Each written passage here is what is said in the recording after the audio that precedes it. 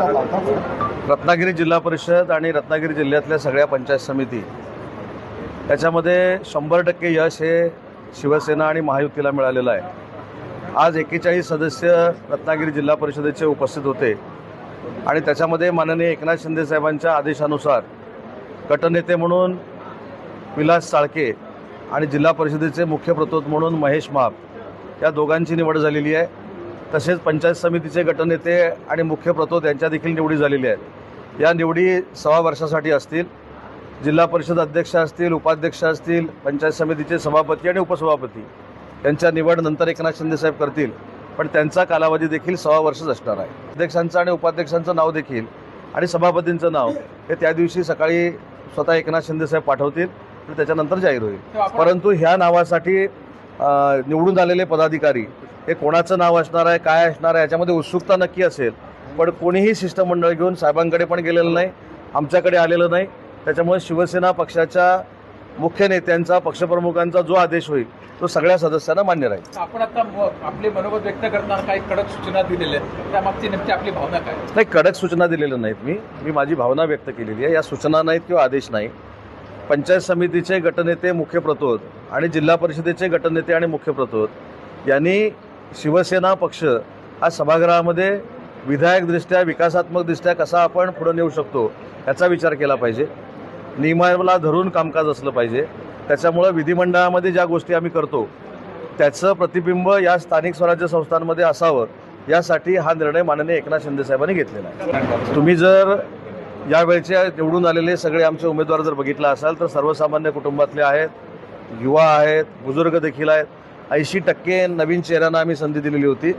त्याच्यामुळे इथं स्वयंघोषित कोणच नाही आहे। इथं सगळे पक्षाच्या जीवावर निवडून आलेले आहेत, पक्षाच्या शिवसैनिकांनी काम केलं म्हणून निवडून आलेले आहेत आणि म्हणून प्रत्येकाची रास्त भावना आहे की जे निवडून आले त्यांनी पक्षाचा मान सन्मान केला पाहिजे। सगळे लोकप्रतिनिधी जे निवडून आले ते आता सगळ्या मतदारांचे झालेले आहेत। त्याच्यामुळं काम करताना सगळ्या मतदारांची विकास कामं आपल्याला करायची आहेत, पण हीच विकास कामं करत असताना ज्यांनी आपल्याला मतदान केलं नाही, जे आपल्यावर नाराज आहेत, त्यांचं मन आपल्याला जिंकायचं आहे। त्याच्यामुळं संघटनात्मक काम हे निवडून आलेल्या प्रत्येक व्यक्तीनं केलं पाहिजे, ही भूमिका देखील आमची सगळ्यांची राहील। आणि सगळ्यात महत्त्वाची गोष्ट अशी आहे की या संदर्भामध्ये निर्णय घेत असताना मुख्य प्रतोदांनी किंवा गटनेत्यांनी 100% पक्षाशी किंवा जिल्ह्याची शिवसेनेची जी कोअर कमिटी आहे यांच्याशी चर्चा करूनच पक्षाचं धोरण ठरवलं पाहिजे। आमच्या मते एकमत जर नाही झालं तर माननीय शिंदे साहेबांकडनं आदेश घेऊनच त्याच्या कामाची अंमलबजावणी झाली पाहिजे। पंचायत समिती सभापतीला आता गटनेत्यांनी मुख्य प्रतोद ठेवले, भविष्यात त्यांना काही सभापती संधी मिळेल की नाही? गटनेत्याला सभापती का मिळणार नाही किंवा प्रतोद असेल त्याला सभापती का मिळणार नाही? बघा, सभापती कोणी होऊ शकतो, पण कुणीही गुडघ्याला बाशिंग बांधू नये। शेवटी ही सर्वसामान्यांची संघटना आहे, लोकांमध्ये मिसळलेली संघटना आहे।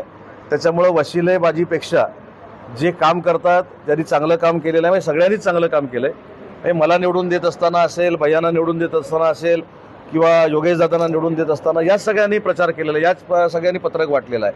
त्याच्यामुळे त्यांच्यावर अन्याय होणार नाही ही सगळी जबाबदारी आम्ही घेऊ। प्रत्येकाला पद मिळणार आहे। कुठेही मला असं वाटतं की लॉबिंग करण्याची आवश्यकता आहे किंवा अन्य काही करण्याची आवश्यकता आहे असं मला वाटत नाही। शिंदे साहेब योग्य तो निर्णय घेतील। नाही, आता शिवसेनेची बैठक आहे, मित्रपक्षांबरोबर बोलू काय करायचं ते।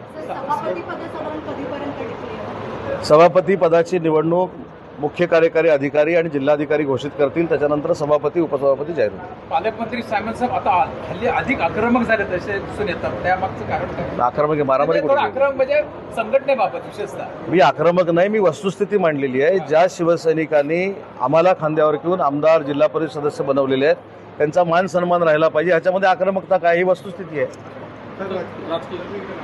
मंत्रालयातील लाच प्रकरणी झुडवांना क्लीनचिट मिळालेली आणि कोणतेही पुरावे नसल्यामुळे त्यांनी क्लीनचिट मिळाली असं फडणवीसांनी म्हटलं आहे। माननीय मुख्यमंत्र्यांनी एखाद्या मंत्र्याच्या बाबतीमध्ये चौकशीवर भाष्य केलेलं असताना मी त्यांच्या मंत्रिमंडळातला कॅबिनेट मंत्री आहे, त्याच्यावर मी भाष्य करणं योग्य आहे का? त्यांनी त्यांची स्टेटमेंट दिलेली आहे आणि ती योग्य असणार आहे।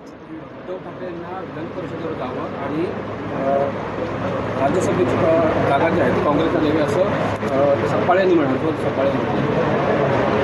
आता सकपाळ हे काँग्रेसचे प्रदेशाध्यक्ष आहेत, त्यांचा आमच्या महायुतीशी काडीमात्राही संबंध नाही.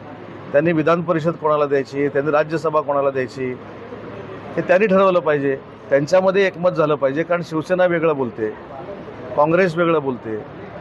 तिथली NCP काल काहीतरी बैठकीला नव्हतं असं तुमच्याच चॅनलवरनं आम्ही सगळ्यांनी बघितलेलं आहे. त्याच्यामुळं निर्णय महाविकास आघाडीचे नेते घेतील आणि आमचे निर्णय माननीय शिंदेसाहेब, देवेंद्रजी आणि सुनेत्राबाईंनी घेतील. अजितदादांच्या अपघाताबाबत अधूरमात्र उत्तर नको रोहित पवार यांनी म्हटलं, महाग पडेल असं रोहित पवार यांनी म्हटलं. आणि रोहित पवारांवर त्यांच्याकडे जी काय माहिती आहे त्यांनी ती सेंट्रल गव्हर्नमेंटला द्यावी, राज्य शासनाकडे द्यावी. अजितदादांच्या मृत्यूच्या बाबत किंवा अपघाताच्या बाबतीमध्ये मुख्यमंत्र्यांनी स्पष्ट याची सखोल चौकशी झाली पाहिजे असं म्हटलेलं आहे. आमचे पक्षप्रमुख एकनाथ शिंदेसाहेबांनी देखील त्याची सखोल चौकशी झाली पाहिजे अशा पद्धतीची आमची भूमिका आहे. तीच रोहित पवारांची भूमिका आहे.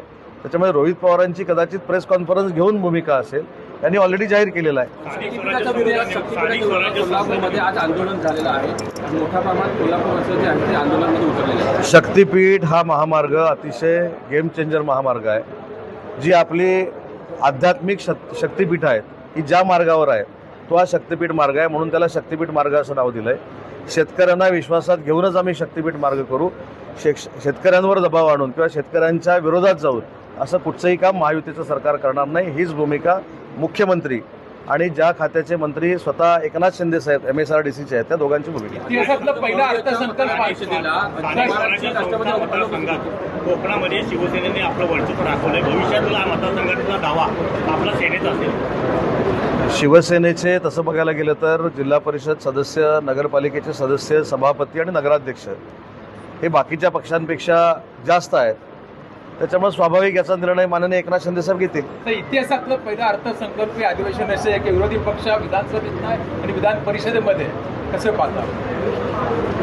जनतेनं जर जागाच कमी निवडून दिलेल्या आहेत, जनतेनं आशीर्वाद जर आम्हाला 235 आमदारांना दिलेला आहे आणि इतर आमदार देखील आमच्यासोबत आहेत, तर कमी आमदारांना विरोधी पक्षपद द्यायचं की न द्यायचं याचा निर्णय विधानसभेचे अध्यक्ष आणि विधान परिषदेचे सभापती घेतील. सभागृहात विरोधी पक्षपद नसणे हे कितपत योग्य आहे लोकशाहीमध्ये? नाही, विरोधी पक्षपद नसलं म्हणून काही शहराचा विकास थांबत नाही, ग्रामीण भागाचा विकास थांबत नाही.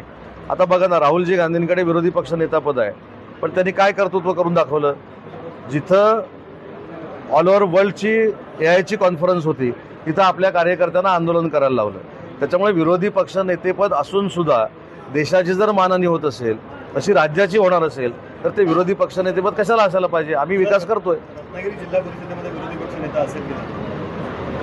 आता हे विधान परिषद, विधानसभा केंद्राचं चाललंय, बघू ना काय करायचं ते. रत्नागिरी जिल्ह्याला काय प्रतिनिधी?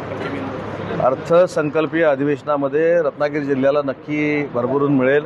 आमचा DPCचा आराखडा आहे तो देखील माननीय देवेंद्रजी फडणवीस साहेब वाढवून देतील, ही आम्हाला पूर्ण खात्री आहे.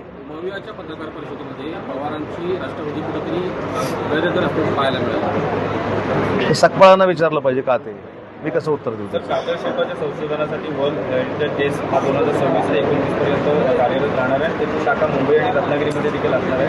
आपण कोकणची संस्कृती देशविचार नेण्यासाठी खूप मोठे प्रयत्नशील असतात. काय सांगाल आपल्या? आपलं एक लक्षात आलं असेल, काही लोक राजकारणासाठी विरोधात जातात. विशेषतः हा जो कातळ शिल्प हा सगळ्यात मोठा भाग कुठं असेल तो राजापूर तालुक्यामध्ये आहे. राजापूर तालुक्याचे आमदार किरणभैया सामंत झाल्यानंतर स्वतः त्यांनी याचा पाठपुरावा केला, आमच्याकडनं पाठपुरावा करून घेतला. म्हणूनच जिल्ह्यामधली कातळ शिल्प ही संरक्षित झाली आणि त्याच्यासाठी निधी उपलब्ध आहे. आपल्या संकल्पनेतून पक्षमित्र संमेलन उत्कृष्ट पार पडलं ही आपली संकल्पना होती. अनेक लोक आले पुढे महाराष्ट्रातून. नाही, आपलं पक्षी संवर्धन कॉन्फरन्स ही काल रत्नागिरीमध्ये जी झाली ही महाराष्ट्राला दिशा देणारी आहे. आपल्याकडे असलेली तशी जंगलातली वन्य प्राणी आहेत, तसे आपल्या निसर्गाला वरदान मिळालेले पक्षी देखील आहेत. आणि हे पक्षी ज्यावेळी स्थलांतरित होतात त्यावेळी स्थलांतरित होऊन ते अनेक वर्षानुवर्ष काही भागांमध्ये मुक्काम ठोकतात. असे पक्षी जे आहेत हे पर्यटनासाठी खुले व्हावेत म्हणून कालची परिषद होती आणि त्याच्यातनं पर्यटनाला चालना मिळेल याची पूर्ण खात्री आम्हाला सगळ्यांना आहे. धन्यवाद. जय हिंद, जय महाराष्ट्र.